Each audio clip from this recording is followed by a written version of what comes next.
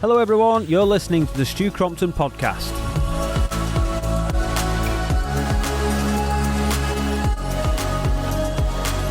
I'm your host Stu Crompton and welcome in everybody. Welcome to the first ever episode. Today's guest is a very special one actually. He's a fellow bricklayer, businessman, property developer and a social media content creator. Doing very well for himself. It is none other than Lee Fuller of Thames Valley Group. A very warm welcome to the show, Lee. Thank you very much and I appreciate your time, mate. There we go, Lee. How's that for an introduction? Mate, I'll tell you what, I love that. Can you send me that? It's good to be here. Thanks for having me, mate. No, I really appreciate your time coming down, Lee. Absolutely brilliant, mate. So it's nice to finally meet face to face. I know. Well, back and forth. I first come across you on social media, I think, Lee, it was, on YouTube or something like that. I seen a couple of your videos, saw you doing well. Yeah. And it was actually, I think you just reached out to us, I think, one day, didn't you? Yeah, and actually I was going to start there anyway, so yeah, right. Place to go from. Yeah, so obviously everyone knows who Stu is in the bricklaying game. Do they? Internet sensation, mate. And I had a couple of business ideas. I get quite a lot of those, and I reached out to you on LinkedIn. If you're not on LinkedIn, why not? We were talking about that before we started. Yeah. And you were you responded straight away, and you were very sort of accommodating, do you know what I mean? And I think there's a misconception of people that have got profiles online that actually they're hard to get hold of. If they've got a presence on social media, you won't be able to get hold of them, and you sort of debunked that. Yeah. So you got straight back to me, and here we are, a bit back and forth, and now we are sat in the back of your van in a B-fitted car park. Sounds a bit weird, doesn't it? It's some setup you got here. What do you think of the van? Oh, mate, it's spot on. I mean, it's a little bit small, but I'm a bit annoyed. I didn't think of that, to be honest. Well, it's alright. I just thought it was a good idea to start having conversations, and what better way than just to convert the van? I think what you're doing is brilliant. We spoke about it before, didn't we? You can go around the country interviewing people and listening to their stories and whatever else is it's great. Speaking about stories, everybody's got a story, Lee. Everyone's got a story. We could write a book about everybody. Yeah. So what about you and your background, and where did you grow up? And so I mean, you mentioned it in the intro better than I ever could. I'm a bricklayer by trade first and foremost. Yeah, we are effectively just a couple of bricklayers giving it a go. Yeah, exactly. Trying our best. Trying. Excuse me. I started my bricklaying apprenticeship when I was 16. A week after I turned 16, I was on site, thinking, what on earth have I got myself into here? And I remember the lads I was working with were shouting and hollering and swearing, and I just thought, Jesus. Welcome to the industry. Yeah, he said to me, the fellow, Peter his name was, said to me, you'll be as mad as us one day. I thought, no way. Fast forward 20 years, 5 years of recovery, 3 kids, 2 mums, and God knows what else. There's a couple of books there, isn't there? It's been a journey, man. It's been a journey, but one that I wouldn't change. And as you said, business is going well. We've turned to the Thames Valley Group from Thames Valley Brickwork. We've got some huge plans, as always. Social stuff's going well, but ultimately I think I'm happy in myself, Stu, and that's ultimately what matters to me. It's how I feel about myself and by myself. Do you know what I mean? And it's been a journey. That's fantastic. It's been a journey. What about your apprenticeship years? Do you remember much? Did you have good lads? Did you serve your time under some decent lads? Yeah, I did. Yeah, I served my time with a very good company that were, they were old school bricklayers. They're coming to the end of their careers now, I'm sure.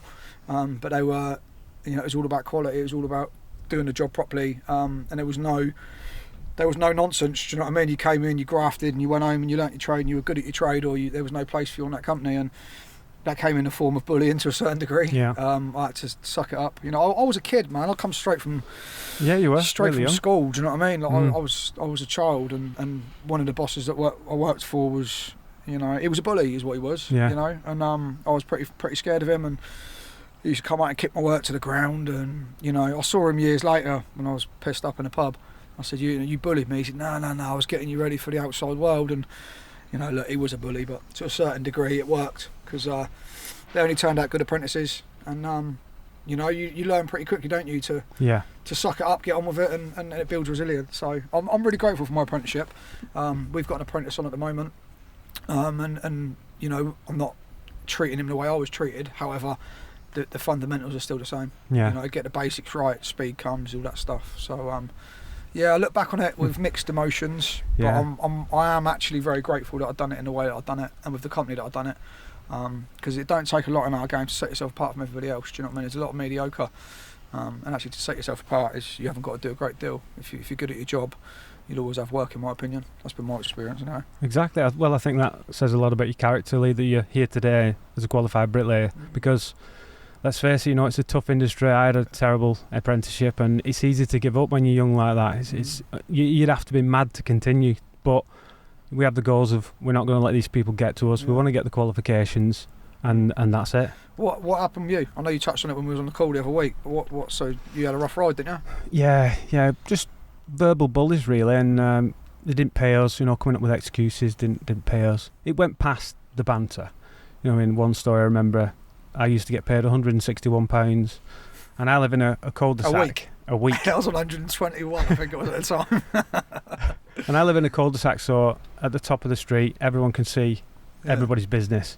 And I remember Tony dropped my wage off. He was horrible with me, you know what I mean? Tony, Stu was a bit better, but Tony was a real hard taskmaster. Real tyrannical person, controlling person, ringing me at the weekends. Where are you? Are you with your girlfriend? Like, nothing to do with him, you know what I mean? And one Friday he come and dropped my wages off, and he just rolled down the window, scrunched up my money and threw it on the floor. You know what I mean? I just thought, how could you do that? What kind of animal? I'm there picking my pound coin up off the floor, shamed to death. I thought, what an awful person you are. You must be harbouring some kind of terribleness inside, to do that to a younger lad. It was incredible. But like I said, didn't let it get to me. Could have done. Any other sane person would have quit, but I carried on until I got my papers. There's a lot in there, Stu. Like, we operate in that industry where there's a lot of that. Even now, like I still see it now. Yeah. And I think that it says more about them than it does about us. Yeah. And there's a lot of struggling individuals out there, and I think that's in our industry in construction. It is, this conversation needs to be had. Like, there's a lot of people that are so twisted, don't know what to do, don't know where to go. Yeah. And there's mental health conversations, hot topic at the minute. But it's such a wide banner. There's so much in there. Do you know what I mean? I've experienced similar for sure.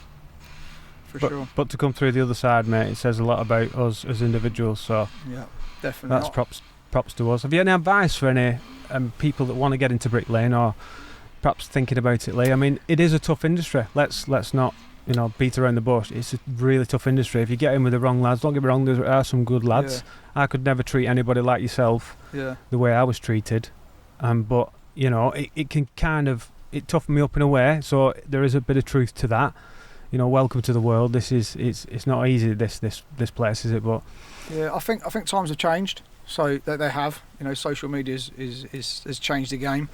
The generation coming through are massively different to when I was 16. Oh, for sure.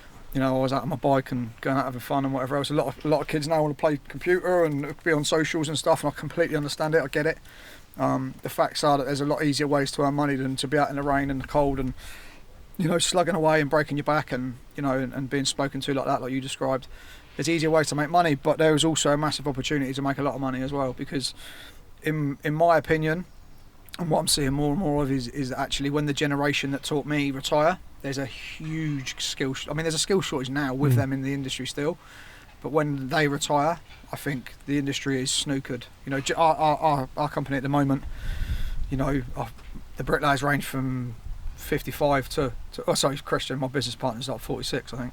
If you're listening to this, Christian, you're 45, I'm sorry. But the majority of them are like 55 to 62. It's that generation. Yeah. They're good at their job, they're in every day, there's no nonsense, they come in, they do a wonderful job, and we're really grateful for that. But what does it look like in 5 and 10 years? I have no idea. So I think there's a massive opportunity to make money. It's just whether they get chances. So my advice would be do it. Bricklaying's been great to me, Stu. I've been around the world with it. I've laid bricks in Australia, New Zealand, underground in a diamond mine in Western Australia. Doing block work down there. Like I've been all over with it, and I actually love the industry. I've really got my passion and my zest back for it. Huge opportunities, man. Huge opportunities. It certainly is, and at the end of the day, it's a skill that can never be taken away from you. So it's something you can always take around the world, like yourself. Yeah. When you was at that age, you could have chose any other trade. Why specifically bricklaying? I actually got offered 2 jobs on the same day. Did you? Yeah, so I was mad for my fitness back then. I used to race kayaks, and I got an opportunity to be a lifeguard, but a trainee PT in a nice gym, Castle Royal Gym in Berkshire, where I'm from. And they phoned me up in the morning. They said, "Yeah, we'll take you on, no problem. You've got the job's yours." And I'll put the phone down. 20 minutes later, the boss from the brickwork company that I'd interviewed for phoned me back and said, the apprenticeship's yours. And I had a dilemma. My mum and stepdad were on holiday. I was like, right, I can't get hold of them. What am I going to do? And I remember speaking to my dad about it. And listen, you know, we've had our past, but he's a tradesman, you know. And he said, Lee, you've always got something to fall back on, if nothing else. And I understand that today, and I'm really, really grateful that I took that advice and I ran with the bricklaying. Like I said, I really love the industry, and I enjoy it. I love building nice houses. Like, we build prestige houses. It's beautiful work. I don't actually like the saying something to fall back on now, because I think if you're all in with what you're doing, you shouldn't need to fall back on anything. But I'm very, very grateful I've got a trade. Like, I talk about that quite a lot. I'm very grateful I've got a trade. Well, that's it, and the possibilities are endless with bricklaying. It can lead you many different directions. The construction industry is a massive industry, isn't it, Lee? And as you know yourself, you're trying to move into property development. The one thing that I will say, and I said it to our apprentice, and I've said it hundreds of times, is if you are going to do a trade and learn a trade, become very good. Yeah. Become very good, because there are so many, and this is no disrespect to anybody, but there are so many people out there that are mediocre. And if you can become good at your trade, you will always have work, and you can get the money you deserve consistently for the rest of your career. I see a lot of people that have done a year, 18 months on a trowel, can put 500 bricks down to a line, but you stick them on something, you know, corners and technical, they crumble. And that's no disrespect, but what I'm seeing is people are chasing money before they hone their skills and learn their craft. And actually, you know, when a pinch comes, which it is a little bit at the moment, you know, they're going to be a lot of mediocre tradesmen out of work, and a lot of good tradesmen as well. Like, the recession gets everybody, right? But I think if that would be my advice, just get good. Yeah, get good. I would totally agree, and I think a lot of it's down to, I guess, it's a society environment, isn't it, Lee? You know, it's that you've got to be fast. Yeah, that's it. And before you've even learned your trade, really, and it's quite difficult, because I do get the argument. Obviously, you're on price work, you're with a price gang. It's all about speed. The more you lay, the more money you earn. So I do get the argument, but when you're especially learning, you know, it's hard to just be fast without trying to. You can't leapfrog the learning process. You know what I mean? You've got to take it step by step, and the more conscious, purposeful practice you do when you're bricklaying or any other skill is the way forward, isn't it? 100%, mate. 100%. I think you know, I have an argument quite a lot online. I put a video up and it done really well for obvious reasons. It gains traction. It's a hot topic, but you know, you get lots of Charlie Collison and stuff. Great, you know, I can see he's a really good bricklayer. Fantastic. I don't know him. He's a good trowel. I can see he is. And he's a very quick trowel, but the reality is that most people haven't got that ability. No. And most people can't do what he does. And I think it's created a culture within the industry where, you know, I can put down 1,000 bricks. I'm a great bricklayer. Like, that is not my experience. Do you know what I mean? And all I can do is share what I know and what I've lived. So, yeah. Yeah, I've spoke to Charlie. He's done very well for himself, and he's a very, very good bricklayer. Very knowledgeable. Dead passionate about bricklaying. Yeah. He really is. And great in this art environment. That's exactly what you want to do. What Charlie does. Yeah. You know, I don't really follow his stuff, but I just. I think it's about picking your lane, isn't it? What do you want to do? Do you want to be the best bricklayer in the world and on site, which I used to? Yeah. Or do you know, for us as a business and for me as an individual, it's about financial freedom, and it's about, you know, building a construction company that I can exit in 10 years' time. Yeah. And that's my goal today. And I had a real internal battle with that, where I had to let go of wanting to be the best bricklayer on site and actually changing that narrative into, I want to be the best businessman and build the best company. That's a totally different dynamic, and you can't be the best bricklayer and build the best company. You can't do that. So it's not on the scale that we want to do it anyway. So no. It's about upskilling in other areas. No, and it highlights the divide between quality and quantity, doesn't it? Definitely. Within bricklaying. And I don't know, I've always been about quality. That's all I've ever known. I don't even think about, like, the last job I was on for like 10 days. I mean, I was on it for too long, but it didn't matter, because I wanted to do the best job I could possibly do, you know. Yeah. And everything's got to be bang on, and it's just, that's the way for me. Some people are all about the speed, and some people are all about quality, reputation. I'm trying to build a brand, a business, you know. I'm trying to leave an impact, and I don't want to make a mess. And I've found when I'm in a site environment, which I have been many times, when I've tried to go fast, the quality starts to go down, you know. Listen, I'm a massive believer in there's only so many bricks you can lay in a day to a certain standard, and it's about picking your lane. Like I said a minute ago, like, as an apprentice, you know, obviously you've got to take what apprenticeships you can get, right? But when you pass your apprenticeship, like, pick your lane, Because if you want to be a house basher, be a house basher. If you want to be a bespoke house builder, and I'll get slate for that, I always do. But you pick your lane, man. Pick your lane. Yeah. Pick your lane, and it's all about what the gang you work with as well, right? It's if you get a good gang, we've created something at work where we don't have the lad culture, right? So we don't have shouting, hollering, and we have a laugh. Yeah, that's good. But ultimately, it's I said the other day to someone about it, I said we're quite lucky, we haven't really got any of that. They said you're not lucky, you've created that. Yeah. You've created that culture within the company, and it's a really nice place to work. So what happens is people come in, they don't want to leave. They're happy. I believe they're happy at work, and if you can get in a gang like that, and learn whilst you're in that gang, like you're onto a good thing, in my opinion.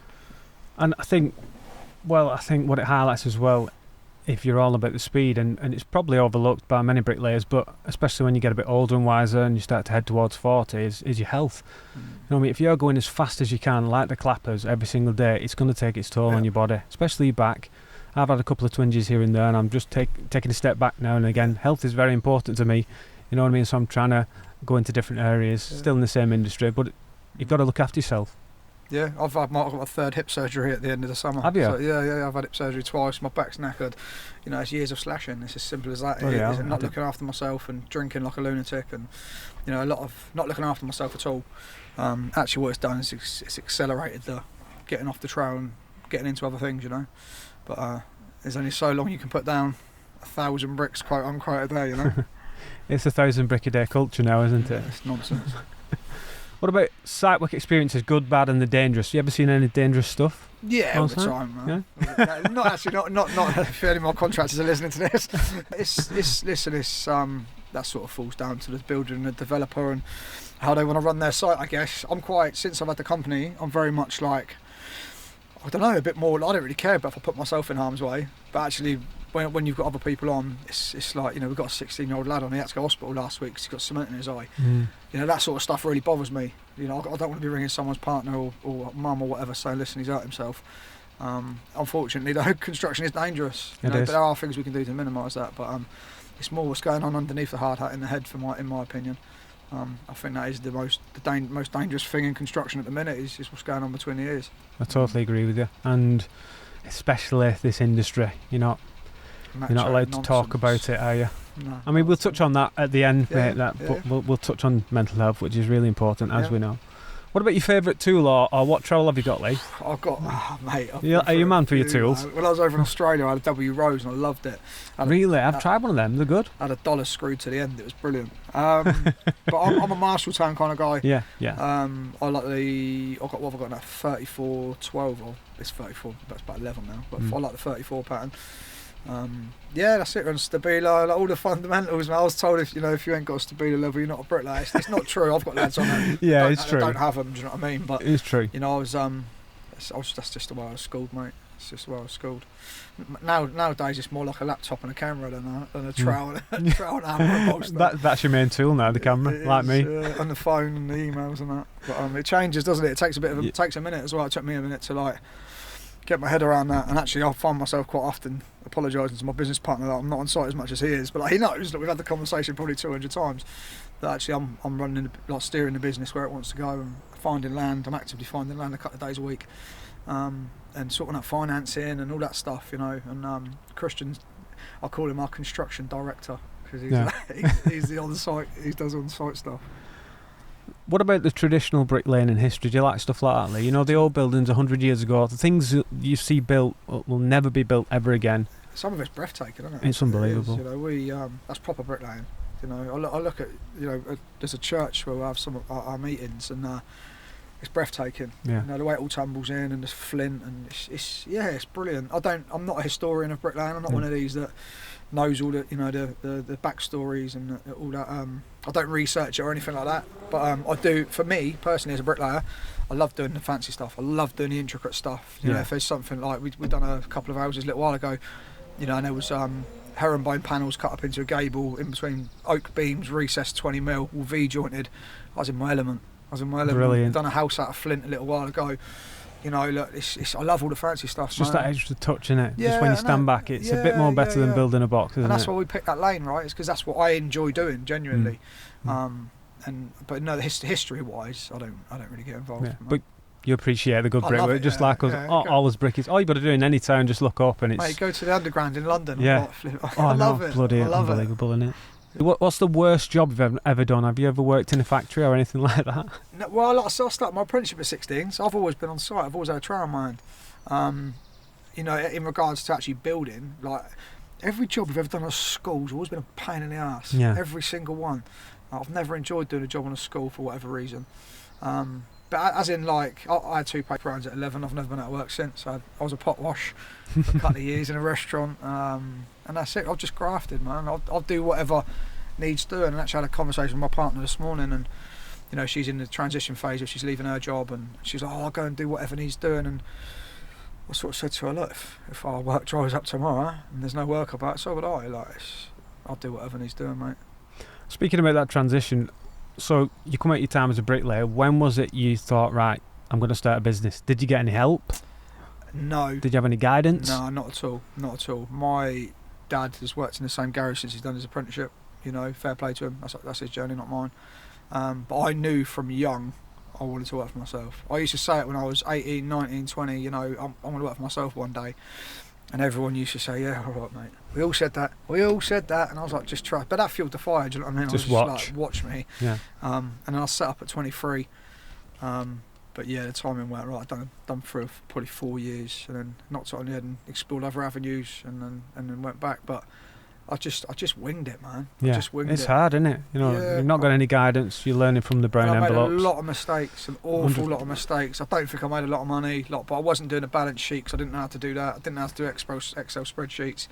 You know, I was just so happy to be working for myself. I was a busy fool, is what I was. Do you know what I mean? And Been there. I had no guidance. And I don't even know if I was teachable at that stage. I thought I was the nuts. Do you know what I mean? And I wasn't. I was far, far, far from it. I ran the business on ego, and I just wanted to be seen as the guy that was doing well. It was all about external validation for me. Actually, you know, it was savage, man. I lost my flipping mind over it. Do you know what I mean? I got really emotionally unwell, but also physically as well. I had heart palpitations, and I was just blagging it. I look back now, and actually I'm really grateful for that experience, because I now know what I don't want in my company and what I don't want moving forward. So yeah, no guidance, man. You sound like a little bit similar to me. You don't like being told what to do, and that's just down to your personality. Yeah. You know, and it just steers you in directions where you just naturally end up, doesn't it? I think my driver came from the fact that, you know, I grew up with my dad telling me he was skint at every single time I saw him, and I just grew up thinking I ain't never going to be like you. Turns out I've been skint loads, do you know what I mean? I probably will be again, that's part of the game, isn't it? But, you know, guidance-wise, there just wasn't any, and I'm probably unemployable, Stu, to be honest with you. I'm a bit of a, you know, I am. Yeah, I'm You've no choice, really, have you? No, that's all right, though. Listen, that's you know, that's what successful people are. They're that way inclined, aren't they? They're against the grain. That's what the podcast is called, right? Exactly. I've always been that guy that has gone against the grain. Like, if someone goes left, I'll go right. I'm just that way. I'm just wired that way. I don't like following the crowd. I'm a lone wolf. I always have been, and I'll always continue to be, I'm sure. But it's in a different way now. Like, I love my own company. I'll take myself off and camping or whatever. But I'm teachable today, and that is the biggest difference. Is I don't like being told what to do, but if I can learn. And again, that's why I reached out to you, Stu. You were ahead of me in the social media space, and I had some business ideas that you were already doing, and I was like, right, I need to learn from this guy. It's a different dynamic, isn't it? You're not telling me what to do. You're just saying, this is what I've done. Do you know what I mean? It's it's cool. Everything I've ever done has been against the grain. You know what I mean? I've never followed anybody, what they've done. Even some of the advice, I've gone against that, and it's worked for me well. I just think you look around, and I think if you're doing the same thing as everybody else, you're doing it wrong. And I just think there's something in that, trying to find your own direction from your own personality and just go with the flow. What do you reckon? Something that I've battled with loads. You know, I couldn't work out why I'd always want to do something different, or you know, and you get told to get back in your box, right? Yeah. You know, when I've had it since I was really young, from my parents to, you know, from when I sold my house. My parents said I was mad because my story is I sold my house to change my career and change my life. Put the money in the bank, ended up spending it all. That's another story. But I've always done what I've wanted to do, as it were. And it is so difficult, especially in today's world with social media the way it is, and pressures from family members as well. I found really difficult. You don't want to step out of line. You don't want to do what your gut's telling you. I always listen to my gut. It's never let me down, Stu. Never. It never does. No, it doesn't. It's your intuition, isn't it? We're blessed with an intuition, and for me, when I ignore my intuition, I get sad, and I get into a shit place. So I've learnt to trust it. So my story is I got sober, right, and getting sober in an industry that we work in was so tough. Oh, I bet it was. So tough because it's rife. There's addiction everywhere on site. At the time I sobered up, there was 7 people on my scaffold that were actively alcoholic. And when I'd done that, I was laughed at by everyone, and I found it really, really difficult to say, do you know what, I'm doing this, I'm doing it. And someone said to me, Lee, at first everyone laughs, then they accept, and they tell everyone how they met you. And I've noticed that to be the pattern. So when I first set the business up, everyone laughed and then accepted, and then asked for work and went, oh yeah, I know Lee, and it's always been the pattern, and I still find that today. I reset the company. I got out of bricklaying, I got sober. And I've done filmmaking for a couple of years, shooting music videos and stuff. Really changed the direction of my life. Made loads of changes all at the same time. Laughed at, to the point where when I got sober, I had bricklayers texting me saying, you need to explain yourself. Everybody's laughing at you. I was the laughing stock of the pub. But it's irrelevant, isn't it? It's irrelevant. It's not my story. Like that. I knew what I needed to do. My gut was telling me that I had to make a change. But so many people stay stuck because of their surroundings, because of their family members, because of their people they surround themselves with in the pub, or the people on the scaffold. I first set my company up at 23. You'll be back. You'll be back, he said. You'll be back. Like maybe, but at least I'm in the mix. Do you know what I mean? They want you to be back. Yeah, of course. Because what it does, Stu, when we step out of our comfort zone and we push forward, it highlights everybody else's insecurities. Right? People that are looking at you, thinking, I wish I could do that, but I've got a monster mortgage. I wish I could do that, but I wish I could do that, but... And that's no disrespect to it. I'm not mugging it off by saying that. But I've noticed the pattern is when I do something out of the ordinary, it shines a torch on other people and they're insecure, which is why I get so much of hate on socials, and why you do as well. Like, yeah, I'm just putting up content and I say on my videos as well, like, I'm so passionate, Stu, about helping other people get out of that matrix and do something different. I'm really passionate about helping lads set up their own brickwork and construction companies and start contracting, and there's so many skills that I've learned along the way that I can pass on and give back, right? I'm so passionate about it, but there's so many other influences telling them that they can't do something, and it's just nonsense, man, because as soon as you make a decision and commit, the rest will fall into place, but you've got to make that decision. And that's for me where it starts. It starts with a decision to get into property development. Things are falling in my lap already. It starts with a decision to start a podcast. Your guests automatically they turn up out of nowhere. Do you know what I mean? And you've just got to get moving. You've just got to get moving. Yeah, and speaking about change, I commend you for making the change. You know what I mean, Lee? You deserve a lot of credit for that. It's really difficult to make a change, especially going against the way you're conditioned without you even knowing it. You adopt your beliefs and values from your parents, which they adopt from their your grandparents, and without even knowing. You just grow up in this environment, you think everything is true, what you see around you, and it's not always true. Things can change. When I first started my YouTube, everyone was laughing at me, and now they're all clapping me and rewarding me, so it's pushing through that. It's really difficult because there's not really much support. There's a lot of ridicule, but the support isn't there. But then they finally see the light of day, and then they start to follow you, don't they? Yeah, I think that's why this podcast is so important, and people like yourself, we've got a voice and a platform to talk about it. And, it's no surprise that one of my best performing videos was me saying, actually, I ain't got no work on, and there's no shame in that. Exactly. Do you know what I mean? Honesty. Honesty. It's a really difficult place to operate. Especially in today's social media where everything's just a highlight reel. I think as well, you nailed it there with the parents and the grandparents, and like I said, my dad's worked in the same garage since he was 16. No issues with that. That's up to him. He got that from his parents who didn't drive, right? So it goes way, way, way back. And it's on us to break that chain and actually say, look, here's what's possible. How can I break the cycle and actually live the life that I desire? And that's what it comes down to, right? It comes down to what's my ideal life, and how do I take steps towards that to get to that place? And you know, again, it's not easy, but you know, what's the alternative? What's the alternative? Like for me, my driver now is, and this is the bit that always got me over the line when I was scared. Because let's have it right, Stu, I get scared as well, right? You know, I'm going to be a property developer, right? I ain't got a clue. I've got to learn that stuff. Like it's scary, and my head, my monkey mind, will say to you, don't be so stupid. Get back in your box and stay safe. Yeah. And that's what happens to everybody. We all get that to some degree. For me, my drivers used to be external, right? So it used to be I need to prove to that ex-missus that I've got loads of money. I need to prove to my dad that I've done well, my stepdad actually, and I need to prove. I need that external validation. That's gone. That's long since gone.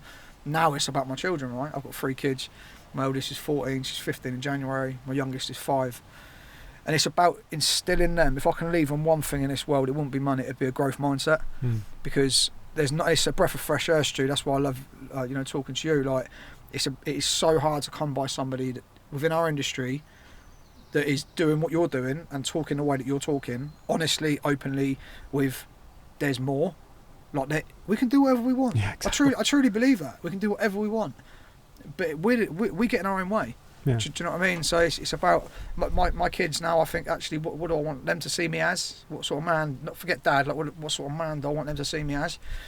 I want them to see me as a sort of fella that was as a hopeless alcoholic that's gone on to do amazing things business wise. Is a stand up fella, does service, helps people, and tries to inspire people to push on. Do you know what I mean? And that's my driver. It is as simple as that. And that's why when you mentioned this, I was like, let's go, let's do it. Like it's about using what I've learned along the way. Giving back and you know, making a few quid along the way. It's the limitations that have been set for us, isn't it? But they don't have to be the reality. It's about questioning that and trying to make a change. It doesn't have to be an accepted belief, does it? No. I mean, I'll just give you an example, quick one. I got into acting just because I wanted to build my confidence in front of camera, you know, to help me with YouTube. Found out I loved it, ended up doing a couple of plays, and then I managed to do one at Wigan, which is quite a big thing. Talk about fear. He's standing in front of 2,000 people over 7 days, shaking like a leaf before you're going out there in front of the audience. You have to remember 3, like a book of script in your head. Incredible. You know what I mean? I could try and do that. You say that at the building site, you get laughed at. But the reality is, there's a really good message in that. Do you know what I mean? Like, you can achieve things that you didn't realise you could. Get out of your comfort zone and amazing things happen. Yeah. Do you know what I mean? But you've got to position yourself in an environment where you can flourish doing that. Yeah. And actually on a building site, if I went there and told them what I'm up to, I'd get laughed at. Yeah. And as would you, but actually the circle that I've built around me now, with people like yourself and recovery and all that other stuff, they're like, absolutely. You know, I'm surrounding myself with people that are ahead of me. That's it, then. So I can become a better version of myself. And listen, that might sound nonsense to a lot of people, but you know, it's not. I hate labels, right? We touched on that earlier before you hit record. I hate labels. You know, yes, I am a bricklayer. Yes, I am a father, and yes, I am a businessman, and yes, I am a recovering alcoholic, right? What I am is an ever-changing, ever-evolving human being that I don't want to put a label on myself. Exactly. I'm Lee Fuller. Call me whatever you want. A lot of people call me a lot worse than a bricklayer, do you know what I mean? I totally agree, Lee. You know, I get slated a lot. You want to be that person that nobody can label. Why would anybody want a label? Do you know, that's what I mean. Like, it's just a made-up name. You shouldn't attach yourself to that, because you're forever changing, aren't you? And you know, I've had it quite a lot. You having a business? Yeah. That's your opinion of me. And you know, again, someone said to me a long time ago, other people's opinions, Lee, ain't none of your business. And I remember that quite a lot when I'm feeling like, oh no, I can't do that. I can't. Why? If someone else has done it, that means I can. Do you know what I mean? That's the way it goes. So. Yeah, that's my 2p on that. Oh yeah. In addition to that, just really quickly, like I've noticed since putting content on YouTube, we only started it in September, right? We're doing it a little bit different. We're not. I'm not trying to be a YouTube star at all. Something that I am ridiculously passionate about is, like I said, lads making change, right? And I've noticed there's so many tradesmen that really want more, so they want to set up on their own, or they want to pay their mortgage off, they want to go on holiday more, they want a few more quid, they want to stop living hand to mouth. And I think there's so many opportunities to do that, because if you've got a bit of business acumen, right, and you can go and I had to go and learn this stuff, right? I put myself in business masterminds for a couple of years, and I learned the stuff, right? Anybody can go and do that. If you do things differently to everybody else, you win. Whether you've been going 6 months or 6 years, you know, if you can show up and genuinely be of service to your client All right, don't I've got boundaries. I don't take the piss. But if you can genuinely show them, say, how can I make their life easier? How can I go above and beyond for the money? Like, we're not cheap, we're not expensive, we're bang in the middle. But I like to think we give a premium product for the money we're charging, right?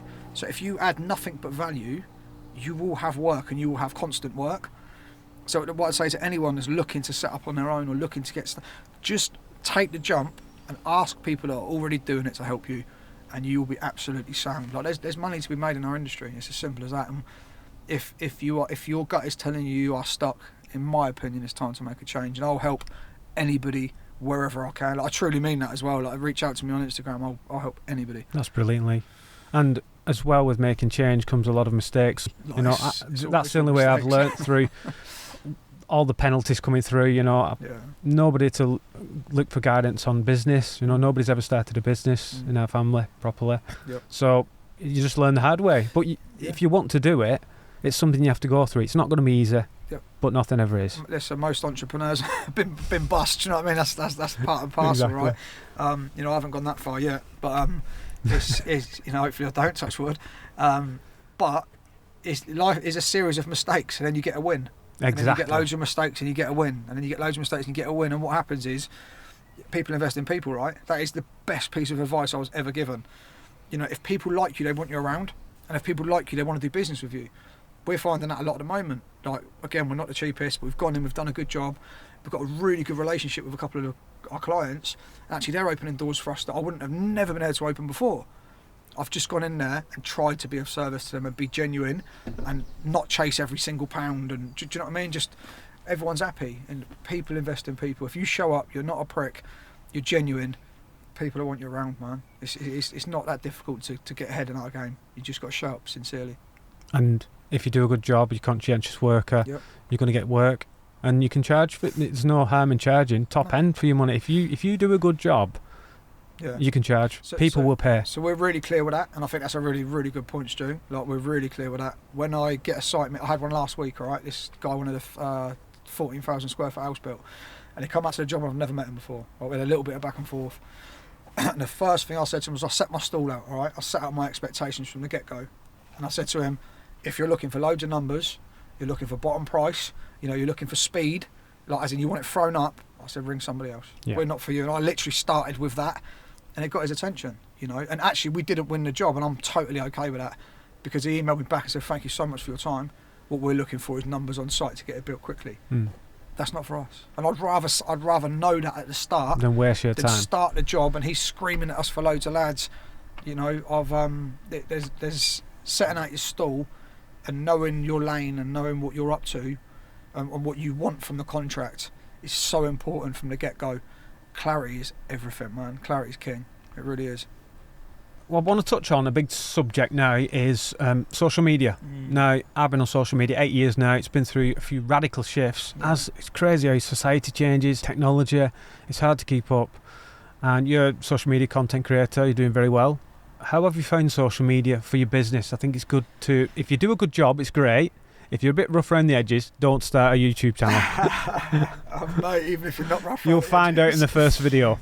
Yeah, listen, it's a necessary evil, man. Yeah, it's a necessary evil. Yeah, like, if you're not on social media and you have a construction company or any company, like you're not going to win. You're a dinosaur. You're behind. Like it's just the way the world works now. Even I was talking to a financer this morning about some land, and the first thing they do is look at our socials. The first thing they do is get to know us, is look at our socials and see how we show up as a company.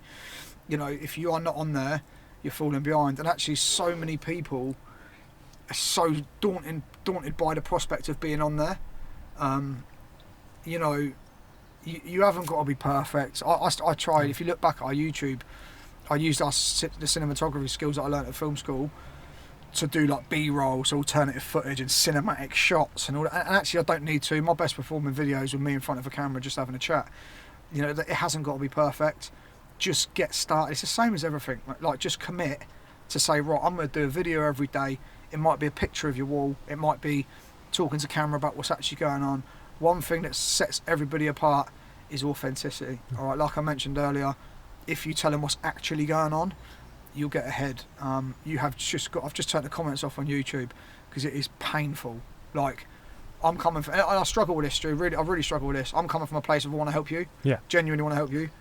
and you get people that are unhappy, and jump on there and give you abuse. You know, I've had, honestly, I can't even be bothered to repeat some of them, but it's nonsense. Now, if you're in a fragile place yourself, or you've got family problems, everyone's got problems, right? Everyone's got issues, like of some degree. If you're arguing with a missus, you know, kids there, whatever. So, you know, we lost 3 months this year because of bad weather. If you're in a bad place as it is, and you stick a post up on social media, and you get some wally that's sat in his living room talking nonsense, that's a difficult dynamic to operate. Difficult dynamic. Like, I've got into wars with some of them. Who you talking to? Like, yeah, it never goes anywhere. No, but you can't argue with an idiot. Do you know what I mean? And you know, if you are at home talking nonsense on people, so you got to have a look at yourself. 100%. You got to have a look at yourself, haven't you? Because where you at? Because I ain't got time.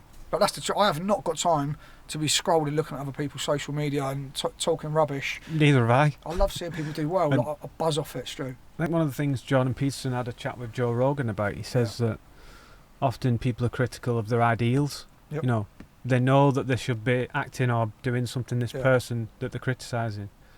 And I think it's a defence mechanism that comes from the ego, just to protect their own ego, you know what I mean? Yep, definitely. Rather than create change within themselves, then... It's easier to point, isn't it? It's easier to point fault in other people's work. God, how easy is that, Lee? Someone said to me, if you're pointing at someone picking out faults, just remember when you point at someone, there's 3 fingers pointing back and 1 pointing out. Do you know what I mean? And, that's a good one, mate. Yeah, like that stuck with me as well. It's mate, where do they find the time? Do you know what I mean? The thing is, we all make mistakes. Gee, nobody's perfect. Exactly. At least we're in the arena trying. Yeah. You know what I mean? I put a post up. I just showed you before we started. I put a post up of me building a pier with a bit of timber, so I didn't have to level it, plumb it. And there's expanding metal on every single bed. And 90% of the comments were like, "You're shit. There's no ties in that. You're shit." Actually, what they've done is they've not looked at it. They've just gone straight for the kill. There's a problem with that. He's having it. Actually, if they took a little bit longer to look at it, they'd see that it's tied in every single course. Do you know what I mean? And it's just a great example of like, let's cut him at the knees before we even know we've got the facts. You know. And as well, the amount of hypocrisy is unbelievable. Painful, isn't it? I've got one example. I've got to tell you about this. A guy called Andy. The only time I've really invested in a hateful person, I'm going to call it. Not all different opinions are hateful, but or criticism. Some of it's constructive. I've learned a lot from it. But this guy Andy on Facebook had it for me. We cut out some patio doors and we just left the reveal as a cut because we just trimmed it. Yeah. Nothing, you know, it was all fine, looked good. He said, "You should have returned those. You should have toothed those out. It's wrong. It's wrong. You know it's wrong." I was like, "Hang on a minute." I'll just look onto his profile. Looked onto his gallery. He's got a cutout at the side of his extension. Exactly. All the reveals. Yeah. Exactly what he was criticising me for. Yeah. I said, "You've some nerve, you Andy." I think his name was. I said that's going in my book. That he said, "You name me in that book." So you're in all this. Yeah. But it's the level of hypocrisy. I get it all the time. The people that say you've made a mistake, that's what they're saying. You've made a mistake. I've never made a mistake. That's what they're saying. You've missed a tie. All right, have you missed a tie ever in your life? Yeah. You've put brick on brick there. Yeah, have you ever done that? It's like how perfect are these people? I was talking to one of the bricklayers we've got on his Keith, who's 60, 61, 62. Apologies if you're 60, Keith, I've got your age wrong. But like, there's if you look at our socials and if you look at our YouTube, you can see the standard of our work is very, very good. It's a very high standard, and we get repeat clients because of that. If you're at home slating us for missing a wall tie, like, let's have a look at a bigger picture, shall we? Exactly. Like we are doing well, I believe, and by all of our clients, everyone that uses us comes back, right? Or the majority of them. So you've got to look at the bigger picture, right? It's easy to say, yeah, oh no, I did miss that. And actually, I think it's really important to add as well. That stuff bothers me, Stu. Just because I've got a business and I'm doing well, I'm in recovery. Like, I don't just go, "Oh yeah, whatever, mate." That stuff has a real heavy impact on me, and that's why I turn the comments off on YouTube, because I'm thinking, I found myself obsessing over it. Yeah. And I'm like, that's not right. He's wrong. And I want to be right. And when I come from a place of I want to be right, like, I'm banging trouble. Do you know what I mean? Like, I don't need to explain myself to trolls on social media. It's easier said than done. I try not to scroll. I get that wrong as well. Like, everything I'm saying, like, I get it wrong as well. Like, I don't do this stuff perfectly at all. I guess you just sort of learn a bit as you go along, don't you? And add little tools to your armour and stuff. But social media is a necessary evil, mate. It's a beautiful place to reach out. I reached out to you. We connected. LinkedIn. That's the great thing about it, Lee, isn't it? Friendships formed. Yeah, LinkedIn's a phenomenal platform. If you have a business and you're not on LinkedIn, like, you're missing a trick. That's where all the money is. It's good. and it's got its bad sides, and it's just about navigating that the best you can. And as well, I'd just be worried about the impression you're putting out there on social media. You've got to remain professional. Yeah. You don't know who's watching. Yeah. If you want to move into property development and you want an investor, or you ask the question, people who've followed you for a while see how you conduct yourself online, see your work, see your values. They're more likely going to help you out further down the line. I see people on LinkedIn, Stu, putting effing and blinding in their posts on LinkedIn, and I swear, I'm a bricklayer. Yeah, me too, but not on a podcast. I just put a label on myself. I'm a bricklayer. Hey, well, you can't label us. Yeah, exactly. But you're absolutely right. It's a billboard. It's a business card. Your social media is a business card. And as soon as we've got a QR code on our vans now, like you scan that, you're straight through to it. There's nowhere to hide. Which is why I keep my personal life really private. I try to. There's not a lot of people that know my personal situation, like with my partner and my dog and my kids and my, we just bought a canal boat to live on, a wide beam canal boat to get off grid and get out of the way. Brilliant. Not a lot of people know about that stuff, but I choose to have it really clear where this is work, and this is personal, and then if we form friendships like we have, then that crosses over. But it's about having really solid boundaries for me. And I fall short all the time, but I try my best. So we're going to finish with a very taboo subject, which is mental health, mental well-being, which is very important to every human being on the planet. I specifically want to help people with their mental health. I'm studying a psychology degree for the last 3 years because I really want to make an impact. You know what I mean, Lee? It's very important, especially in construction. Suicide rates are really, really high amongst workers. And I want to make an impact. I want to help people. And I'm trying to get more information, trying to get underneath the skin of what it is, what causes it, and how I can help. You've got an interesting story about your recovery, Lee, if you'd like to share it with us. Yeah, I'm an open book with it. I think it's my duty to say exactly where I'm at and what I was like, what happened, and where I'm at now. My life is night and day. It is completely different to where I was 5 years ago. And talking about the business and setting businesses up, I set my business up the first time 11 years ago.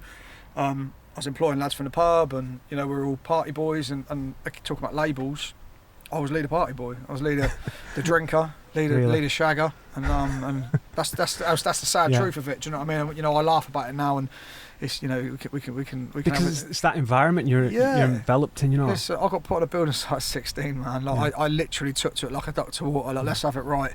I loved it. I loved the stuff. Booze done for me it was everything. It was everything to me, Stu. It made me feel untouchable. It was like, I used to say, I'd take a beer and I was like, whoa, like the world come alive. Do you know what I mean? And I worked out when I was about 5 that life was horribly boring sober. I didn't know about alcohol then, right? But I was like, this is so boring. And then what happened was when I found booze at about 14, it got good quick. Do you know what I mean? Yeah. Life got exciting, and you hear about people drinking to blackout, which is like when you can't remember the next day what you'd done the night before, and I loved it, man. That was everything to me. I lived for the weekend. In the end, I put a mixtape on a Friday at work at 9 till 10 on Radio 1 it was. And by 10:30 I was packing up and getting to the pub for opening, do you know what I mean, with all the boys from work, and last man standing in my work clothes at 3 o'clock in the morning on a Saturday morning, and I couldn't work out, Stu, because I always said, look, I'll have one this week, I'm just going to have one and I'll go home. And I've done that every week for 15 years, and I never managed it, not once. I never made it home, because I got the taste, do you know what I mean? If you listen to this, you know what the taste is, and that was normal, that was my normal, do you know what I mean? And it was fun for a long time until it wasn't. I was always arguing with the missus, but we'd patch it up, and I was just about bumbling along with the business. I look back now, I was just about bumbling along, just about doing enough to be a okay dad. Do you know what I mean? And then what happened for me was the wheels fell off massively when I was 27. I left the mother of my 2 children. I bumped into another lady, pretty sharpish, and we just partied and had a laugh. She ended up falling pregnant. It was toxic, man. The whole thing from top to bottom was toxic. No disrespect to her. She's got my little girl, and she's on her own journey. And it was the wheels fell off, and I bought an house to renovate. I ended up gutting it back to brickwork, and I ended up leaving, so I left the mother of my 2 children, and then I ended up sleeping on a building site effectively. I had a mattress on a dusty floor in this house that I was ripping back to, renovating, waking up, clearing up beer bottles, opening the gate at work with a bong in my hand. Do you know, this is like running a business, do you know what I mean? Like trying to. And I just thought, how have I ended up here? I've always considered myself quite a savvy lad, do you know what I mean? And I was like, how have I ended up? But it was always like, oh no, I'm doing that because of that. It's okay because I've fallen out with her. It's Giving okay. yourself an excuse. Yeah, every time I'd move the goalpost, I set a line in the sand and then step over it and set another one. Do you know what I mean? And then the wheels fell off massively, and I went to. We talk about rock bottoms in recovery, and I had quite a lot of rock bottoms. I sort of bumbled along the bottom for a bit. Do you know what I mean? And I'd get nicked. I got 4 driving bans. I got, arrested. I've been, just the usual nonsense. Do you know what I mean? But actually, on a building site, it was seen as like the badge. Yeah, like I wore it like a badge of honour. Yeah, you cheated on your missus. Oh yeah, well, me too. Yeah, oh you had a fight. Oh yeah, me That's too. not the people you ought to be around, is do it? You know what I mean? But how can you succeed around that? Oh yeah, you've done that. Oh yeah, me too. Do you know what I mean? And it was just horrible. And I went on a snowboarding holiday. I won't bore you with all the details, but I ripped the chalet door off the hinges. I jumped a taxi. I was in a blackout, in a whiteout. Do you know what I mean? Couldn't see in front of my face. And I woke up in the morning. I thought, I've done it again. How have I done that? And because I had every intention of going home, and that was always the overriding feeling for me. It was always, how have I done that? And I made a decision there and then to come back to the UK and get my life sorted and get my life in check. I'd stopped the company at this point because it was the company that was stressing me out, and I was doing other things. I had a few quid because I sold my house. And I went to see a counsellor, and I wouldn't tell anybody. I was super secretive about it. Cannot show weakness. And I went to see this old lady, Rose her name was, I'll never forget her. And I told her my story in 90 minutes. She said to me, Lee, you're an alcoholic. I thought, you cheeky cow, how dare you? And she said to me, I'll never forget her words, she said to me, if you go to Alcoholics Anonymously, it'd be the making of you. You seem like a really open-minded lad. Never a truer word said. Wow. My life changed that day. Wow. I didn't get it then, so I went to AA. I actually thought I'd have to pay. So I thought, I'm paying you a fortune, not to pay them and all. You don't have to pay anything, nothing's expected of you at all. And I went to my first meeting on a Thursday night thinking my life is over. And I got there and they were talking about things that I'd done, drink driving. But they said, one lady said, it was a bit blurry the first meeting, I was hungover. I was drinking in the week and that as well, and on the mornings as well, like I said. But she said to me, when I drink, my moral compass slips. I thought, hang on a minute, you lot have been watching me, do you know what I mean? And me. And I knew there and then I was an alcoholic. I knew I was in the right place. From not just the drinking stuff, but the way my mind works. Do you know what I mean? I knew I was in the right place. And but I'm a stubborn sod as well. And I went back out and I'd done the same thing. And I woke up, my jaw was all swollen, my knee was all smashed up. I had no recollection of how it happened. And I kept going back. Do you know what I mean? I kept going back, and they didn't want nothing from me, man. They just said, come in, get a cup of tea, sit down, have a listen, see what you think. And slowly but surely it started to seep in, and what happened for me was I got to a year sober, just hanging on by a thread, externally fixing, doing other stuff, no drugs, women and money and whatever, like working myself sober, trying to I'll get enough trying to keep yourself busy. Yeah, but trying to also still wanting that external validation. I'll be alright when I get enough money to get another new van. I'll be enough when I get enough money to buy another house, or I'll be alright when I get into property development. And what happened was I hit a bit of an emotional rock bottom at a year sober, and a guy who was he was dressed well, he spoke well, he was like 15 years sober, and he just had it. I don't know what it was, but he had it. And I just said, will you help me? I said, I'm twisted, mate. And he said, it'd be an absolute honour and a privilege. And like that chokes me up, do you know what I mean? I was quite emotional talking about that. And my life changed forever. Like he said to me, if you are willing to go to any lengths, I'll help you. And I said, you tell me what to do. He could have told me to stand on my head and I'd have done it. Like, I wanted to get well that bad. I just had to fucking, sorry, I don't mean to swear, I'm passionate about this. No, that's all right, but I had to change something, and I just done it. I just done AA I just done recovery for 2 years. I put everything else down still. I didn't do nothing. I just done meetings and steps and sponsored, and I just threw myself into recovery. Focused on yourself. Yeah, and I looked at myself and I unpacked all the uncomfortable stuff. I got honest, man. I got honest. And what it comes down to is exactly what we spoke about with the business side of things. I found someone who had what I wanted. I reached out to you because you're ahead of me. I reached out to him because he was ahead of me, and he had what I wanted. I just said, mate, please help me, and he did. And he didn't want nothing from me. It was the first time anyone wanted to help me and wanted nothing from me. And mate, I owe that man everything, and then my journey's gone on since then, and I now do like emotional recovery meetings with like 50 men on a Wednesday, and I'm helping other people get through the steps as well. I've got sponsees, and it's a wonderful, wonderful process. And what I've learned from it, and we spoke about it before, it all comes back to self, man. All of it, like everything. Like when I'm slating somebody else, it's because I see something as being wrong. The problem's within me, Stu. It's not someone else. Everyone shows up how they're supposed to, or like they want to show up. Who the hell am I to judge them? Do you know what I'm saying? I've really been able to let go of that.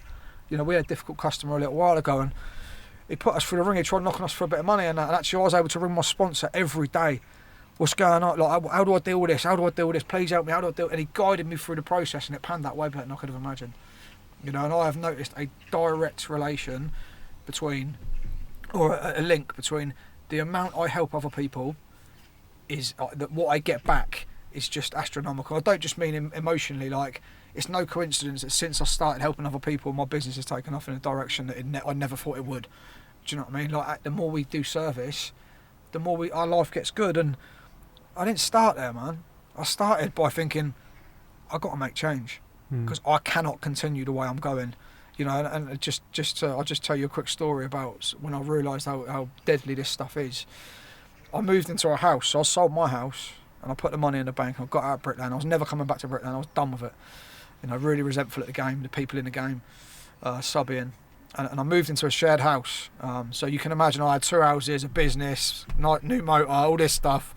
I ended up going back to a shared accommodation. Broke, man. Like I was broke. And I moved into a house with 2 alcoholics, and I didn't know. I just moved in, and there was 2 active alcoholics in there. One of them was a big 2-litre bottle of whiskey a day man, didn't leave the house, like absolute shell of a man. And the other one was active like me. Really, both wonderful people. Really, most of us are. We're sensitive, right? And I come home in COVID. He collapsed 3 times. Drinking, no water and his electrolytes and all that stuff, and he kept collapsing. I was getting so frustrated with him because he knew what I was up to. You know, I'd given him the big book, our literature. I'd often take him to meetings. He didn't want to know. He didn't want to see another way out. He didn't want a way out. He didn't want it. He wanted to drink, and he was so poorly, bless him. And he collapsed 3 times. The paramedics kept coming out, and I was getting so angry with him because I was like, "There's people dying." It's right in the height of COVID. There's people dying, and he was taking up their time. And anyway, you know, he couldn't help it. He was ill. And as I opened back up, I went and done a couple of days' work for my mate. I come home from work, and I heard a bang, and he hit the deck again. I was in my room, and he was in his room. This fella owned the house, and I thought, oh, fucking, he's gone over again. And I went in there, and there was a trail of shit from the bathroom to where he was laying on the deck. He was in his dressing gown, and he was face down. And as I've left, he's gone, oh! And then I thought, paramedics come out, and then they've come running out the room. So, he's had a cardiac arrest. And he died. So I see him take his last breath, and he passed away through alcoholism, right? And I'd never seen that side of it. Do you know what I mean? Like, it's heavy stuff. Do you know what I mean? Like, I'd never seen that side of it, Stu. And they say, it's a killer illness and all that. I think, I was a binge drinker, man. What's up with you? Like, I just go out and party and get in trouble and whatever else. But the amount of times I drunk drove, the amount of times I put myself in harm's way all the time. Do you know what I mean? And this fella died, and I was just like, and I had another fella who I was helping and going to sponsor and was taking him to meetings. He hung himself. That's the reality of it. These guys were crippled by not being able to speak about how they were actually feeling. Do you know, that's the reality of it, right? And people say to me, oh my God, that must have been so difficult. I was early recovery, do you know what I mean? I seen him drink himself to death. He literally drank himself to death. And it weren't. It was sad. It was really sad. But what it done for me, Stu, is it showed me in no uncertain terms what's waiting for me if I go drink. And it might not be the next time, but it might be the time I get in my van and drive drunk. Or it might be, you just never know. Do you know what I mean? I put myself in harm's way so many times. You know, it's another one gone.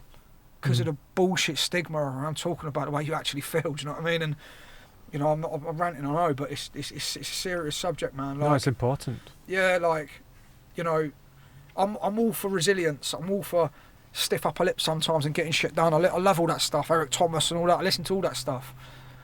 I'm also, I think there's nothing stronger than a man who is genuinely talking about how he's feeling. Because how are you supposed to play at the high? For me, this is just me.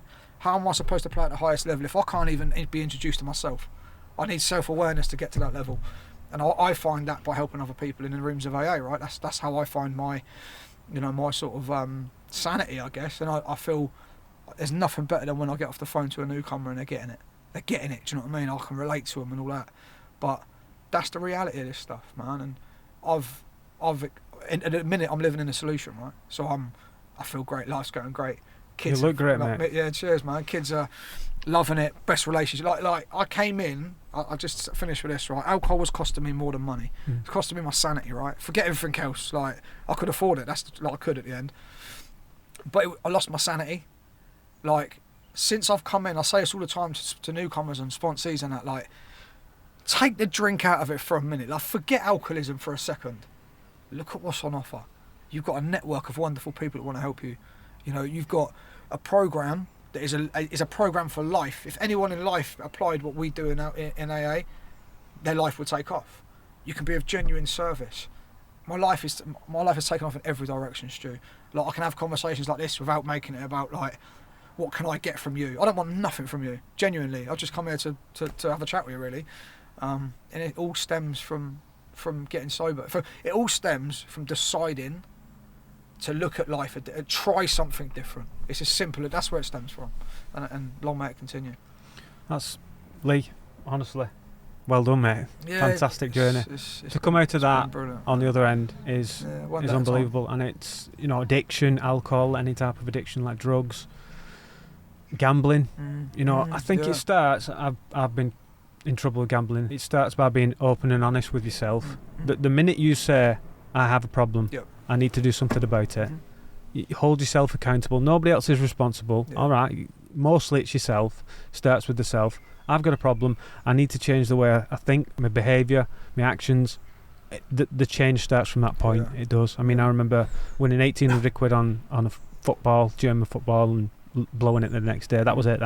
That's it. Done. Yeah. I think you've got to know your audience as well, right? I think that's really important to add as well, that actually if you're going to go onto the scaffold on Monday and tell everyone that you're struggling, and that I did actually. I told someone at work I was struggling with drink and they laughed at me because they drink every day. They're not an alcoholic, right? There's a difference. It's when I can't stop, right? If you're going to go there and tell them that, you've got to know your audience. And a lot of the time when we tell our family members this, they don't get it. I told my family members, they're just like, okay, whatever makes you happy. But actually, not listening, really. No, listening. but they've only got the tools they've got, right? And they've only got their experience, right? So I knew that something had to change, but it was then on me to go and seek out people that understood that. And I think it's the same whether you're struggling with your mental health, whether you're struggling with drink, drugs, whatever. Seek out people that are on that path, because if you tell your everyday friends, and if you tell in my experience, family members and work colleagues, unless they've experienced it, they're not going to understand. All right, they're just, that's my experience, is they're not. And I tell people all the time, be really careful about who you tell. So if business plans, for example, if you want to set your own company up, don't go to somebody that's been employed for their whole life and never done it, because they won't get it. Go to people that are ahead of you. Always seek out people that are further along the road than you are. That's my take on that anyway, for what it's worth. Yeah, no, and one important point to make about alcohol especially, I think most people struggle with anxiety. I've had my problems with anxiety. I'm okay now, a lot more in control of myself. But I think alcohol, the attraction to it is it's an anxiety suppressant. And it's like, that's, I see people at the pub, every I drive past this bar by me, and you can just see people enjoying themselves, and they're all of them drinking, enjoying themselves. It's great when you're drinking, it is, because all your problems go away. But then I think about the hangover. I'm a lightweight anyway, 2 pints of anybody's. Give me half a pint, I'll be gone. Yeah, but it's the hangover next day. It's the time gone, and then I can take it or leave alcohol. I'll have a pint with my dad at the golf club every now and again, but it's never been, gambling. I've messed around with other things, but yeah, it's been a learning curve for me. But I think it's that attraction to, it suppresses the anxiety, and it's that buzz, isn't it? And it pushes all your problems away. So I think the issue you've got with it though, Stu, is it takes you up, but it also takes you down. That's 10 it, times worse. Whatever and goes up. In the end, like I'd go out on a Friday for a quick one, come home on a Saturday morning, but I'd be scared of my own shadow till Wednesday. Yeah, I've been there. Actually, I wouldn't change until that got painful enough. I was like, right, I'm, just from, so if you work out, like, say I went on one session a week, right? It's nonsense. I went on a lot more than that. say it was one session a week, just from putting the drink down, I'm 52 days more productive. Right, that's like saying, like, before, like, let's scrap January, February and start in March, you know what I mean? Like, just from that, you're more productive alone. And then if you add all the other stuff in, like good people around, I've got no toxic relationships in my life today. Brilliant. You know, I had them everywhere. They were literally everywhere. It's what you attract at that time, you know, it's what you become, Lee, you know. You get what you are. You get what you are, man. You get what you are. Yeah. It's as simple as that. But, you know, I'm really passionate about lads trying to better themselves, break out the matrix. And whether it's drink, drugs, setting up a company, whatever, like, I can't imagine anything worse than just plodding and ticking over. And if that's your buzz, exactly. Like, tip my hat to you. A lot of people disrespect. Find that okay, just working a job. If that makes you happy, unfortunately, it doesn't make people like me and you happy. Yeah. You know, but you've got to go out there and get it. It's not going to fall out the sky and come to you. I think you touched on something earlier as well when we were chatting about you don't know where this journey of the podcasting will take you. Yeah. But like you're up for it. And I think actually that's where I've arrived at is I'm now not, you know, I've got goals and aspirations, a lot of them, and I'm sure I'll execute on a lot of them. But like, it doesn't really matter. Do you know what I mean? Yeah. Because I love me. I don't mean that egotistically. No. But I really like the fella that I've become and I'm becoming, and actually anything else is then a bonus. So, you know, what a wonderful place to arrive at, and it's. Yeah, man, I'm really grateful. I practice a lot of gratitude. I'm really, really grateful, but I fuck up all the time. No, that's a great. Honestly, it's a great story, Lee, and I'm made up for you, mate. You know, it takes a lot to get through something like that to come out on the other end and do good and give back to the world. It's fantastic. Honestly, well done, mate. No, I appreciate it. Do you read or listen to audiobooks? Yeah. Got any recommendations? Oh, mate, the list is endless. Well, the thing is with Audible is you can do your job, headphones on. Let's have a look. So one book that changed my way of thinking around money. Yeah. Was I had a really difficult relationship with money. Do you want to stop that? Yeah, no, it's all right. I had a really difficult relationship with money. Just looking for Audible while I'm talking. Because I grew up in a house where it was like we've got no money. It's almost like people like us don't have money. Yeah. And no disrespect to my parents, they done a wonderful job, right? They tried their best. Same to mine. But I read Robert Kiyosaki, Rich Dad Poor Dad. Yeah, it's a good one. And it explains how his dad was very fixed mindset, and actually his friend's dad was an entrepreneur, and he went to work for his friend's dad, and then his life unfolded the way it unfolded. But he's a very successful entrepreneur today, and he learnt those skills by surrounding himself with another entrepreneur, right? And it just changed my dynamic, my thinking around money. Do you know what I mean? I guess Crushing It by Gary Vee was good for the social media thing. I enjoyed that one. I listened to Never Split the Difference is a good one. Rich Dad Poor Dad, I've mentioned that one. Think and Grow Rich, Napoleon Hill, brilliant. That's an old classic. Yeah, really good. I've read that a couple of times. Good. And then I caveat that with like Relentless for Tim Grover. So he was Michael Jordan's PT, basically. He is relentless, is what it says on the tin. It's not for everybody, but I've had a real struggle with trying to live in the day and all that stuff we've just spoken about. And actually, I am very driven, I am very ambitious, and it's about getting that balance, and it's a bit of a sliding scale for me, but I need the motivational stuff as well, like the Michael Jordan stuff. I listen to a lot of Kobe Bryant, all that stuff, because I do believe anything's possible, but I don't believe anything's possible unless you're doing service. And I think it's really important that you listen to audiobooks and read other people's stories. There's a lot of information out there, and you'll learn a lot, and it can help you adapt and you change your views and way you think about things. I think it was Tony Bilyeu. I don't even like to talk about that on here, but I'm saying it anyway. Tony Bilyeu, Tom Bilyeu. He spoke about what we need to do is gain as many skills as we can that we can utilise. And I really understand that today. So I've done the filmmaking thing. I was never coming back to bricklaying. And now I've started the bricklaying thing. I've been doing it a couple of years now again. And I'm using those skills. Well, you've merged, and that's what I did. Company, right? So it's about and business, right? So I've learned loads of business skills. Actually, you can't take that stuff off me now. No. Like I've learned lots of skills along the way that I can utilise in whatever I decide to go into next, moving forward. And if you stay teachable, just learn, but you end up becoming, quite a formidable individual that can handle himself in most situations. And that's what it's about. It's about learning as much as I possibly can. I love it. I'm a sponge. But I hated school. Get your head around that. I hated school. I didn't like school. I hated it. I was rubbish at school. I got like C's, D's and ungraded. Yeah. But yet you put me in the business arena or whatever. I love learning. I love it. It's just everything to me. And well, the trouble is with the more you learn, the more you realise you don't know anything. Literally, that's a struggle. But there are no limits when you start to learn things. Then you start to open your eyes and think, actually, I can do this. Yeah. You know, there's so much information out there. Like social media is brilliant for that. Yeah. But unfortunately, a lot of people just read the quotes and don't put the action in and listen it without putting the action in. It's just spiritual entertainment and it's nonsense. Like unless you take the action. So. Yeah, man. Who thought cut the bricklayers would be sat here talking about this? But it's hell yeah. It's incredible, man. It's incredible. Tell us about your canal boat, Lee. Oh, mate. What about this for a project? I've got the Is it going to be like this? Podcast boat? I might have to run that past the missus. She won't have none of it. Okay, so this is really, really interesting for me, and really I'm really passionate about this as well, because so I talk about taking action, right? For me to get, so I've got my ideals. I know what I want out of life. At the moment, it will change, I'm sure, but I know what my next few steps are. And for that to happen, I need to reduce my outgoings.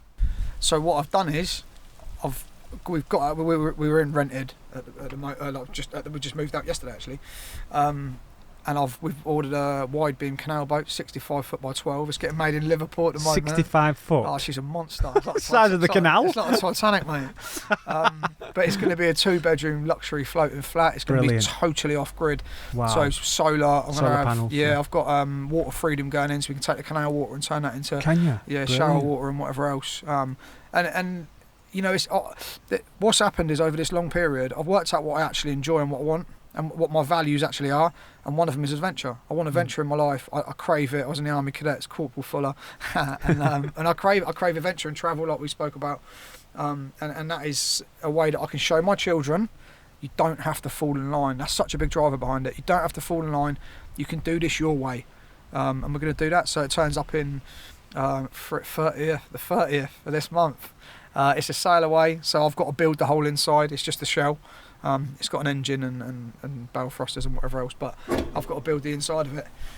So that's my next project as well. You'll have to invite us down to that, Lee. Mate, that sounds fantastic, I'd love you to come down, mate. Yeah, but it's about off-grid living to reduce my outgoings, which means if I do, when we do the, do our first couple of deals, I haven't got massive mortgage payments hanging over my head. I think a lot of people are in debt up to their eyeballs because society tells us to do that, and there's so many options. Actually, one of the biggest things that will keep you stuck is a 35-year debt and credit cards and mortgages and bills. And actually, we looked at it and said, all this stuff's got to go. It's got to go. So we shall see. And there's a few quid in the boat. I'm not going to lie, that's a business thing as well. Like there is a few quid in it. I walk away with a nice chunky bit of money as well, if we do it and do the next one. So.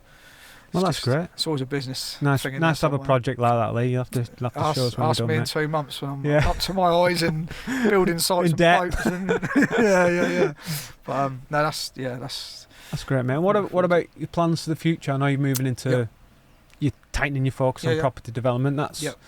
It's a natural progression, isn't it? It's the same thing for me. It's bricklayer, trying to make the transition into finding a piece of land, doing it myself. Yeah. So ultimately, that was always the plan. Yeah. I was always wanted to be a developer. Same job, there's more reward there. Definitely closer to the money as well. Because obviously there's no clients. I've always wanted to be a developer. I flipped a couple of houses years ago. Again, I wasn't in the right place, and so we started as a brickwork contracting business, and we're starting main contracting as well. So we're taking on whole projects, start to finish, new builds, and then the developing as well. And the idea is we're the Thames Valley Group now, and we want the opportunity. We want the potential to exit in 10 years. My youngest daughter's 5. When she's 15, I want to be looking at exiting, or before. We'll see what the numbers say. They got to stack up. Again, all those skills that I learned in the business masterminds I was in for a couple of years. I've learned about exiting companies and what companies are worth and how to best position ourselves to be attractive to potential buyers. It's not yet. It's just another option, and I might not even do it. But ultimately, financial freedom is the goal. I make no bones about that. No. I think money shouldn't be a dirty word. We should talk about it. It should be completely open. That's why I put on my YouTube channel about how to price and stuff like that. Money isn't a dirty word. Like we're allowed an abundance of money. Yeah. It's our job to go out there and collect it. That's it. And if you have negative beliefs about money, like money won't make you happy, you're never going to have any. It's often said by people who don't have anything. It took me so long to get my head around that. That's a really recent thing. So probably the last 24 months, but maybe a little bit more. someone asked me what I'd cap out at if they said I can give you as much money a year as you want. I capped out about £500,000. I was like, oh my god, someone like me can't have any more than that. And actually, when I accepted the fact that I'm allowed to have an abundance of money, it starts to come in a bit more. And actually, I haven't got a cap. I genuinely haven't now. Like, I'm shooting for the stars, and I'll make no apologies about that. And the people that want to hate on that, hate. Listen, it's like I said before, I'm happy with where I'm at in my life. If you want to hate. You just keep doing you. Literally, man. You can either like it or you don't follow me. It's as simple as that. First they hate, and the thing is, they complain. These guys, they still follow every post like this. I don't get it. What is they doing now? Oh, I don't like that. So. They do wonders for the algorithms, shoot. Oh, they do, mate. Yeah. Nah, listen. And having said all that as well, what I will say, just to sort of wrap that up is, there's no disrespect to anybody that isn't this way inclined. I appreciate not everybody is entrepreneurial, not everybody is driven and ambitious and whatever. Like, I'm talking to every man. And woman, actually, if you're listening to this, like, if you want more, you can have more. That might be a little bit more to have a new car, a little bit more to buy a bigger house. Like, it doesn't have to be, you don't have to shoot for the moon. But if you are stuck, I promise you can get out of it. And I'm testament to that. And so are so many people that I come into contact with. And yeah, so everyone, I'm not just talking to the high achievers. I'm not just talking to the people that are striving for greatness. I'm talking to the everyday man. Yeah. And that's the people that I really get a kick out of helping. People that just want a little bit more. Yeah. And it is there for everybody. And I think it's even more important now when the pinch comes, which it is. I'm having calls from bricklayers every day that are out of work and want to start. Actually, there's so many options out there for everybody. It's about being teachable and upskilling. Like, we can learn, and we live in the information era, man. We can learn so many skills to upskill and get better and improve and become more valuable. And don't be afraid to ask the questions. That's having that level of curiosity has enabled me just to kick on and go into different things, and prove to myself more than anybody else. I don't need to prove anything, me, Lee. I'm just trying to be as good as I can. Most people, and again, you're testament to this, and I like to think I am as well. Like, most people, I haven't got that much of a profile, but as the business grows and we become more successful, like, I like to think I'm that guy that, like, will help. Do you know what I mean? Like, you can message me and I will give you a voice note, and I've got loads of people on my Instagram that reach out about my YouTube videos and whatever else. Like, most people that are putting out content like this want to help. All right, so if you're sat at home thinking, oh yeah, but why they talk to me? Like, do it. Reach out. Like, I try and reply to everybody. I really do. And so you replied to me straight away, and you didn't know me from Adam. Do you know what I mean? Right, just to wrap it up then, Lee, thank you very much for your time. Much appreciated, mate. It's a great story. I really enjoyed it. What I would say is that my particular view about how you should be as a man is you wanna try and conduct yourself in a manner where you become a superhero to your children. Yeah. And I think that's definitely what you are. Yeah, so thank you. that's something that I would want to be. I think just to sort of caveat that, like, yeah, that is my goal. That is, someone said to me the other week at the weekend, actually, you're a great dad, and I was just like, shit out of that. What are you on about? But I still find it hard to take. So thank you, I appreciate that. And actually, that coupled with the fact that I want to be happy with myself when I'm by myself. Yeah. If I can nail those two things, then the rest of it's just noise, man. It don't matter. You're at peace, aren't you? Yeah, and that's a good goal. That's what I've been striving for. So if people want to follow you, Lee, I know you've got a YouTube channel, Thames Valley Group. Yeah. Limited. At Thames Valley Group. Not sure. I think it might be, actually. Let's double check. Let's have a mooch. But Instagram is at thamesvalley.group. Our website's at thamesvalley.group. I'll leave all the links in the description. Definitely go and follow Lee's socials. Great story, and he does very well for himself and the trade. And just quickly, like, if there's anything that you guys want to see, I'll put it in all the videos, but if there's any content that you guys want to see, whether it be around the mental health stuff, whether it be around construction, whether it be around the insides of workings of our business, shout and I'll make it. Like genuinely, because if you want to see it, other people want to see it. So if there's anything anyone wants to watch, just shout and I will create it for you. Is there any organisations you're in touch with, Lee, for mental health? It's something I want to get into. Obviously, I'm in the early days with things here. Yeah. To try and help out, point people in the right direction. Not really, only like the 12-step programs, because Yeah. I'm so deep in with Alcoholics Anonymous. Yeah. Like, I do, I live and breathe it really. I'm in that. If you have got a drink problem or a drug problem, it is just phenomenal. Like nothing is expected of you. If you have a desire to stop drinking, like, come on in. Even if you don't need no money, like, just come and have a look. And you would encourage anybody to do that, who's struggling, because it is probably difficult for the people to admit they've got a problem. And I thought I'd go in there and it'd be people that are sat in a corner pissing themselves with a paper bag, and it ain't like that at all. Like, it's people like us that just want to try a different way, and alcohol's costing them more than money, and it's so. I've never been in a room where nothing's expected of you. They just want to help. And you just try something different, you get a different result. Listen, on that note, thank you very much, Lee. Much appreciated. I'll be sure to see you soon, mate. Yeah, thanks a lot, what pal. A pleasure. Thanks, mate.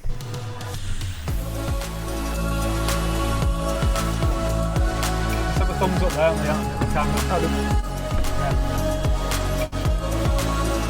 Thanks, Lee. Top draw, mate.